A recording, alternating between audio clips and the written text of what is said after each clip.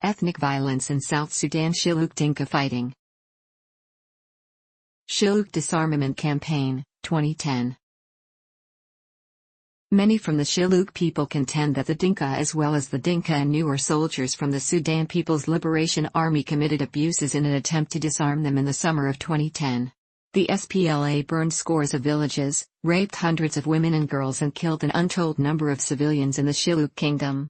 Over 10,000 people were displaced in the midst of the rainy season and sent fleeing into the forest, often naked, without bedding, shelter or food, with many children dying from hunger and cold. Civilians alleging torture by the SPLA claim fingernails being torn out, burning plastic bags dripped on children to make their parents hand over weapons, and villagers burned alive in their huts if rebels were suspected of spending the night there. The United Nations Human Rights Council reported many of these violations, and the frustrated director of one Juba-based international aid agency called them human rights abuses off the Richter scale. Agwelek Forces, Tiger Faction New Forces and Democratic Change Rebellions.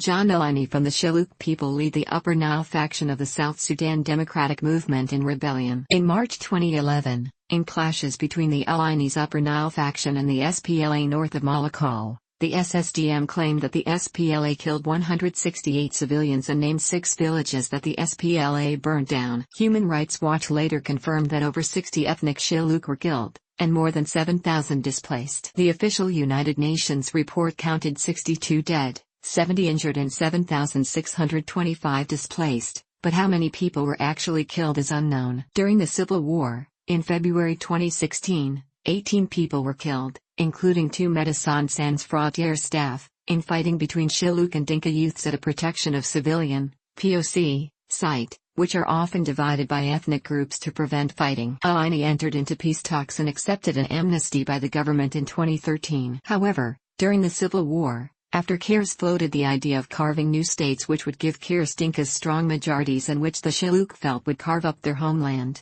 Alani switched sides to fight with SPLOIO in April 2015. His forces were now known as the Agwelek Army. On May 16, 2015, the Agwelek Forces and elements of the SPLMIO captured Upper Nile's capital, Malakal, as well as Anakdire and areas around Fashoda. The group said they want to run their affairs independently from others in Upper Nile State, and SPLMIO backed away from claims that it is in charge of Alani's group and stated that Alani's interests simply coincides with theirs. SPLMIO said they understood the feeling from the Shilluk community that they wanted a level of independence and that was the reason the SPLMIO last year created Fashoda State for the Shilluk Kingdom and appointed Tiwa Gigu Et, a Shilluk, as governor. As the predominantly Shilluk Agwelek Forces joined, in July 2016, with the SPLMIO, which entered the peace agreement with the government, some Shilluk felt dissatisfied. After the establishment of the new states, a new group made up of mostly Shilluk formed the Tiger Faction New Forces, TFNF, led by General Ioannis Oki, alleging that the new states gives power over Shilluk lands to the Dinka. They rejected joining the SPLMIO or the peace agreement and called for the restoration of the original 1956 borders of the Shilluk territories. In September 2016, Shilluk politician Lam Akal,